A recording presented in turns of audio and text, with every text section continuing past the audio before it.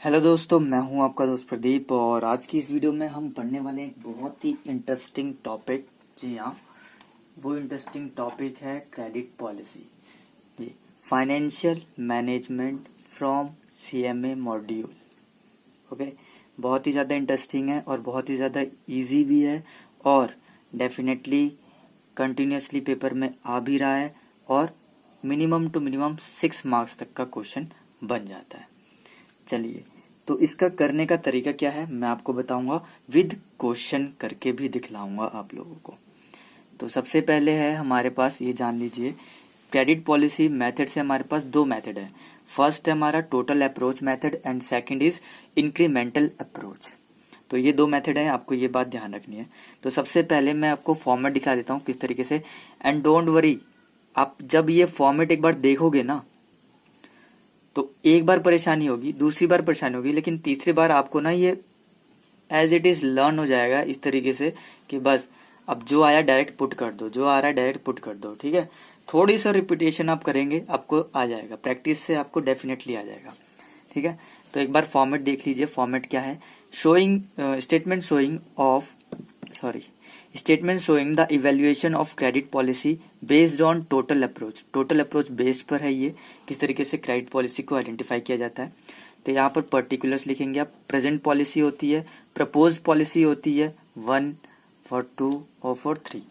ठीक है, तो ये पॉलिसीज हैं, इट मे बी 1 2 और 3 कुछ भी हो सकता है। तो सबसे पहले हमें क्या लेना है? एक्सपेक्टेड प्रॉफिट लेना है। एक्सपेक्टेड प्रॉफिट, देखिए दो चीजों पर हमें फोकस करना है। क्या? सबसे पहला तो है expected profit. Okay, then expected profit के बाद हमें चाहिए opportunity cost of investment in receivable locked up in collection period. अभी ये क्या चीज है देखेंगे समझेंगे, लेकिन अभी मैं जब बता रहा हूँ आपको सिर्फ आप उस पर ध्यान रखिए। क्या चाहिए हमें? एक्सपेक्टेड प्रॉफिट चाहिए, अपॉर्चुनिटी कॉस्ट ऑफ इन्वेस्टमेंट ये चाहिए। तो सबसे पहले हमें एक्सपेक्टेड प्रॉफिट निकालने के लिए क्या करना होगा? एक्सपेक्टेड प्रॉफिट निकालने के लिए हमें क्या क्या लेना है? एक्सपेक्टेड प्रॉफिट में क्रेडिट सेल्स जितनी दी गई है, आपको इन्फॉर्मेशन गिवन रहेगी क्वेश्चन में, वो लिख देनी है। Then total cost other than bad debts. Total cost लेनी है अदर देन बैड डेट्स, यानी बैड डेट को छोड़कर। अब एक बात बताइए यहाँ पर मुझे कि टोटल कॉस्ट में क्या आता है, किस तरीके से फाइंड आउट करते हैं आप टोटल कॉस्ट? तो सिंपल सा है, जनरल सा एग्जांपल है। क्या?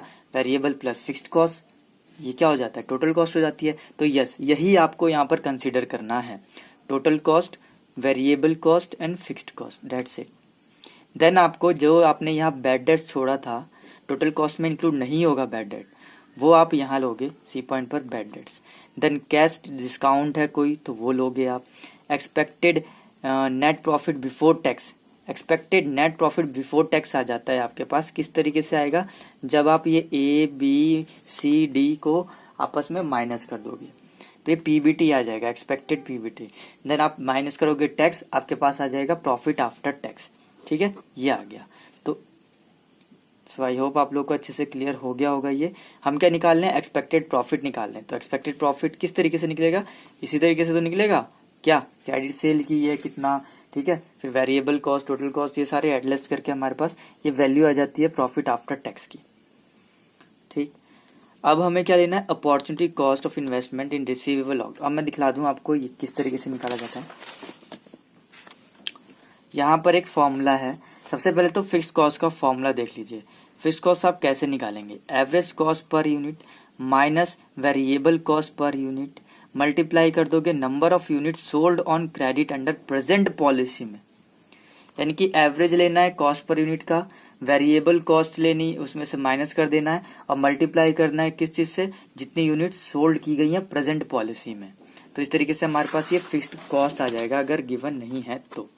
ठीक, नेक्स्ट देखिए अपॉर्चुनिटी कॉस्ट, जो लास्ट में मैंने बताया आप लोगों को किस तरीके से निकालेंगे। Total cost of credit sale लेंगे, मल्टीप्लाई करेंगे कलेक्शन पीरियड इन डेज में गिवन होगा वहां पे क्वेश्चन में क्या 365 डेज लेना है या 360 लेना है, अब मल्टीप्लाई कर दोगे रेट से, ये भी गिवन रहेगा आपको क्वेश्चन में। तो बहुत ही ज्यादा सिंपल है, इतना कुछ भी कॉम्प्लिकेटेड नहीं है इसमें, एक बार करोगे बस हो जाएगा क्वेश्चन सिंपली। ठीक है।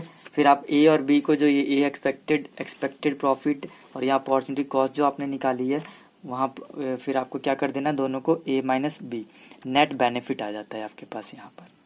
ठीक है। सो आई होप आप लोगों को अच्छे से क्लियर हो गया होगा ये। और मैं नेक्स्ट अप्रोच पे आ जाता हूँ, इंक्रीमेंटल अप्रोच। इंक्रीमेंटल में भी कुछ नहीं करना है, सिर्फ और सिर्फ इंक्रीमेंटल वर्ड ऐड कर देना है। देखिए क्या है, इंक्रीमेंटल एक्सपेक्टेड प्रॉफिट, क्या किया, credit sale as it is लिखे रहने दिया, इंक्रीमेंटल क्रेडिट सेल लेस करेंगे आप incremental cost of credit sales, variable cost, fixed cost, incremental bad debt जितना इंक्रीमेंटल हुआ है, ठीक है, इंक्रीमेंट कैश डिस्काउंट, हर मतलब कहने का मतलब ये है कि सब कुछ इंक्रीमेंटल चल रहा है। मैं आपको क्वेश्चन के थ्रू ये करके बताऊंगा, बट उससे पहले आपको ये जानना जरूरी है कि फॉर्मेट किस तरीके से यहाँ पर बनाया जाएगा। ठीक है। तो यहाँ पर देखिए जो हमारा पीएटी आ गया यानी प्रॉफिट आफ्टर टैक्स यहाँ पर आ गया हमारे पास, मैं दिखला दूं आपको, ये आ गया incremental expected profit after tax. उसके बाद required return in on incremental investment, तो रिक्वायर्ड रिटर्न कितनी जरूरत पड़ती है वो भी दिखला देता हूँ, किस तरीके से निकालेंगे। देखिए कॉस्ट ऑफ क्रेडिट सेल लेंगे, बी कलेक्शन पीरियड लेंगे, investment in receivable, A and B को आप क्या करोगे, मल्टीप्लाई और डिवाइड कर दोगे 365 और 360, तो यहाँ पर ये वैल्यूज आ जाएंगी। मैं आपको ये मैं कह रहा हूँ बार बार कि न्यूमेरिकल इसका करके दिखलाऊंगा और अच्छे से समझ में आ जाएगा। Then incremental investment in receivable निकालते हैं, रिक्वायर्ड रेट ऑफ रिटर्न, ठीक है। ये सारी बातें अगर पूछी हैं क्वेश्चन में तो ही निकाला जाता है, अदरवाइज कुछ नहीं, ये सब करने की जरूरत ही नहीं है। ठीक है। तो चलिए बढ़ते हैं आगे।